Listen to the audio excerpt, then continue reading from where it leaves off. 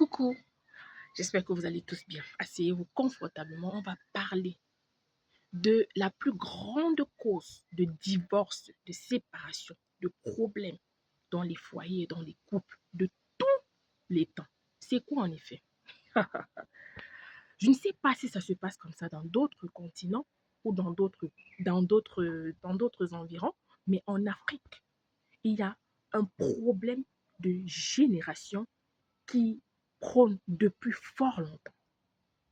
On a manqué dès l'essence à inculquer à l'homme africain les valeurs du mariage, à l'éduquer, à le préparer au mariage, comme on prépare les femmes. Regardez, quand nous, on grandissait, nos mamans le faisaient et nos papas de manière inconsciente. C'est quelque chose qui est là. On ne peut pas bagarrer contre ça.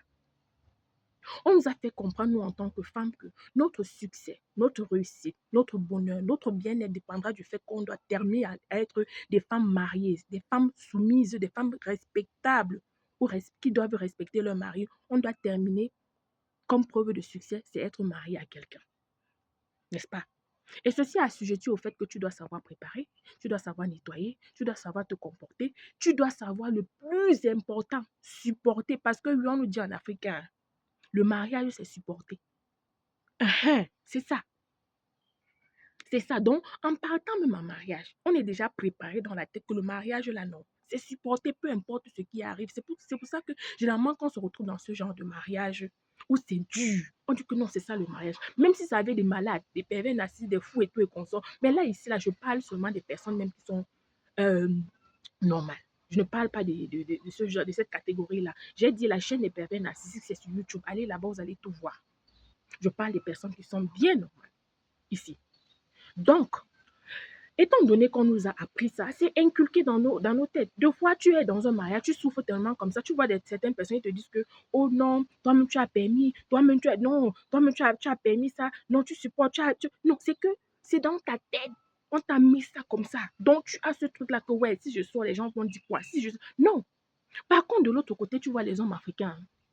Ils ont grandi avec ce truc-là que les hommes n'entrent pas dans la cuisine, les hommes ne font pas ceci, les hommes ne font pas cela. Les hommes, même quand ils payent les têtus à l'école, on dit qu'en tout cas, n'est-ce pas, tu es un homme, tu vas te marier demain. On lui fait seulement comprendre que non, il faut que tu aies l'argent. Hein?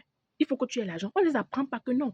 Il faut aussi que toi, tu sois un homme de choix et de qualité pour avoir une bonne femme. On n'apprend pas que non. Tu dois savoir que même étant un homme, tu dois aussi bien traiter ta femme parce qu'elle est un être humain comme toi. Donc, la réussite de l'homme est assujettie au fait que quand il a l'argent, il a tout. Il peut changer de femme comme il veut. C'est pour ça que vous voyez, généralement, vous êtes dans un foyer, vous êtes avec quelqu'un, il n'a rien. Vous pouvez communiquer, parler de l'avenir, parler de tout, construire, faire beaucoup de choses. Mais dès qu'il a l'argent, il commence à vous traiter comme de la merde. Pourquoi? Parce que maintenant, il a le fouet pour vous fouetter, il a la chicotte pour vous détruire. Que ça ne vous étonne plus. Oui, c'est parce que l'éducation, dès la base, a été déjà détruite. On a mal construit cette éducation. Et c'est comme ça. Il va te dire carrément que mon frère, tu me sais à quoi? Si tu veux, tu parles, l'autre va entrer. Il ne comprend pas qu'il a un problème de comportement. Et dans ça, il dit vrai. Parce que quand tu vas partir là, une autre va venir entrer. Et quand elle vient entrer là, déjà même tu vas te rendre compte que elle vient entrer, toi tu as souffert pour qu'il devienne comme ça. Quand elle vient entrer là, elle va supporter sa soeur parce qu'elle va dire que maman, au moins même s'ils sont en train de souffrir là, je mange quand même un peu l'argent. Pourtant, toi, quand tu étais là, tu as aidé, tu as fait ceci, tu as fait cela, tu as fait. Dès qu'il faut maintenant commencer à manger, on te commence à te traiter comme de la merde. Une autre va venir s'asseoir, on la traite comme de la merde, au moins elle mange l'argent. Je pense que cette génération doit apprendre, on doit commencer à changer cela. On doit commencer à donner aussi, inculquer certaines valeurs aussi aux hommes autant qu'aux femmes. Apprendre aux hommes que, hey, si tu n'es pas un homme de qualité, tu n'auras pas une femme de qualité. Oui, parce qu'aujourd'hui, si là, nous les mamans, on va commencer aussi à choisir les hommes de qualité pour nos filles qui sont bien élevées. Il faut que les hommes mal élevés là, qui ne connaissent pas les valeurs, qu'on ne prépare pas au mariage, qu'on n'apprend pas comment traiter les enfants des gens, il faut aussi que eux, on les fasse épouser aussi les filles qui n'ont pas de bonnes valeurs, pour qu'ils comprennent que ça va de soi. Vous allez vous mélanger entre vous. S'ils peuvent aussi respecter ça, s'ils peuvent aussi supporter ça. On en a marre que, mais vous éduquez votre fille et tout, elle va dans un mariage, mes gens. Elle entre à l'intérieur. On la brise, on la traumatise, on la détruit, au point où, quand elle sort, finalement, vous demandez que Seigneur, c'est mon enfant, je commence par où pour arranger le traumatisme qu'elle a subi. D'autres se pendent, d'autres se tuent à cause des hommes là. Parce qu'on nous a appris que non, c'est ça le mariage. Ce n'est pas ça le mariage, non. Le mariage n'est pas fait que de mauvais. Il y a des mariages où le mariage n'est pas parfait. Voici ce qu'on appelle les hauts et les bas d'un mariage. C'est quoi? C'est que tu es avec un homme ou tu es avec une femme. Nous sommes des êtres humains. L'erreur est humaine. Mais on peut trouver le moyen de communiquer, d'échanger, de se comprendre, de pardonner.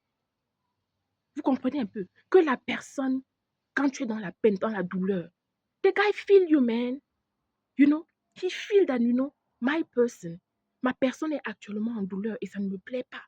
Que la personne peut entrer dans ta peau, il sent que oh, j'ai heurté mon épouse, j'ai heurté mon mari. Hmm? Et il sent la manière de se comporter change. La manière de vous parler, de vous approcher, parce qu'il sent, même s'il y a des hommes qui ont l'orgueil au point, ils ne peuvent pas dire désolé. Mais tu vois pas son comportement, il reconnaît que non, il a mal fait.